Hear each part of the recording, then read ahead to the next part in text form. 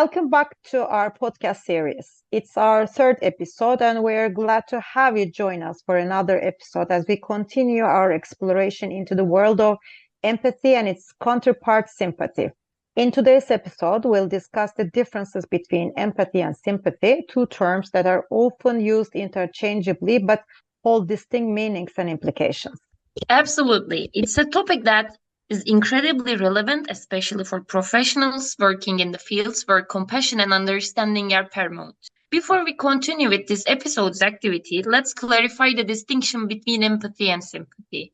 Empathy involves truly understanding and sharing the feelings and experiences of another person, while sympathy is more about acknowledging and expressing concern for someone's feelings without necessarily fully understanding or experiencing them ourselves. Right. Empathy is like stepping into someone else's shoes and feeling what they feel, while sympathy is more about extending kindness and support from a distance. Both are important, but they play out differently in our interactions with others. And in today's episode, we'll explore the nuances of empathy and sympathy, discuss their roles in fostering connection and understanding, and offer insights into how we can cultivate both in our personal and professional lives. So, whether you're a healthcare professional, a caregiver, or simply someone interested in deepening your understanding of human connection, this episode is for you. Stay tuned as we unpack these concepts and explore their impact on our relationship and interactions with others. Now that we have set the stage, let's delve into details of our activity for today.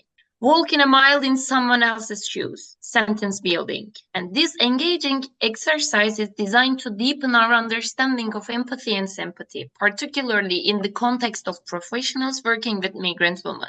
The primary goal of this activity is foster a deep level understanding of someone else's situation and develop cognitive empathy or empathic accuracy. We want participants to gain more complete and accurate knowledge about the thoughts and feelings of others, particularly migrant women facing unique challenges. The activity itself, walk a milestone in someone else's shoes, is designed to be flexible and adaptable, whether conducted online or on-site. All that's needed are digital tools and conductive environment for discussion. By walking a mile in someone else's shoes, figuratively speaking, participants will gain valuable insights into the lives of migrant women and develop a deeper sense of empathy and understanding. How can we start to the activity? The activity will start with the session agreement.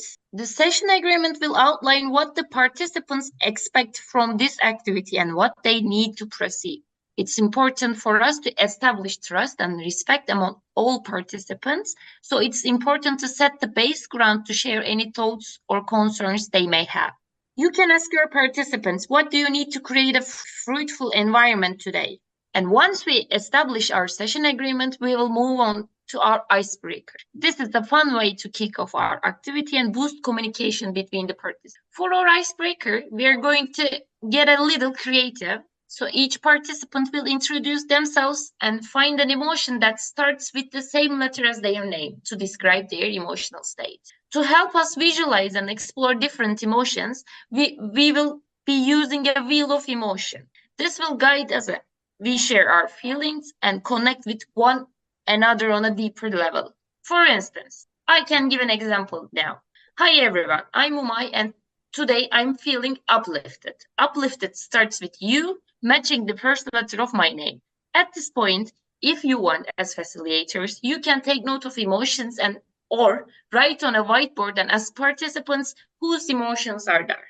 After that, we have completed our icebreaker and established a warm and welcoming atmosphere. It's time to dive into our main activity. Here is how the activity will unfold. First, we will prepare detailed case scenarios or role-play materials based on common challenges encountered by migrant women. These scenarios will serve as a foundation for our role-playing exercise. Next, we will set up the room with chairs arranged in a circle or semicircle or face-to-face session. For those joining us online, we will ensure everyone has access to the video conferencing platform for seamless participation. Once our participants are settled in, we will welcome them and introduce the objectives of the activity. We will provide a brief overview of empathic and sympathetic listening, highlighting their importance and providing support and understanding to migrant women.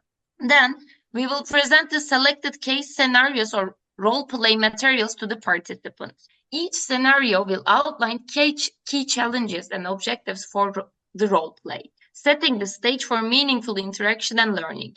And after that, we will divide participants into pairs, ensuring a mix of experience levels. Each pair will be assigned to a specific role-play scenario, with one person playing the role of the social worker and the other portraying the migrant woman. During the role play, the migrant woman will create a story based on the scenario, while the listener will actively listen and generate questions for the narrator. Meanwhile, other participants will observe and take notes, providing valuable feedback afterward. And each role play session will last approximately 5 minutes, with 5 minutes allocated for each participant to act out their role. As the timer starts, participants will immerse themselves in their assigned roles, applying empathetic listening techniques and responding sensitively to the scenario. Through the exercise, we will encourage participants to use active listening skills, validate the emotions of migrant women, and explore potential solutions or support options. After each pair completes their role play, we will reconvene as a group for reflection and feedback.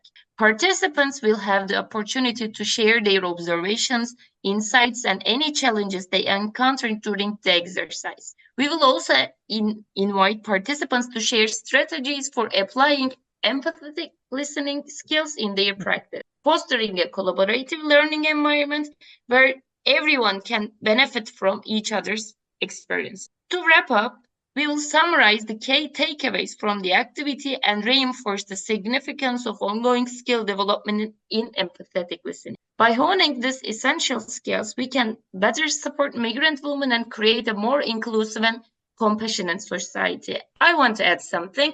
If you want to go deep in the scenarios, you can visit our project's website. There are detailed procedures of the activity, and there are 6 different scenarios to follow.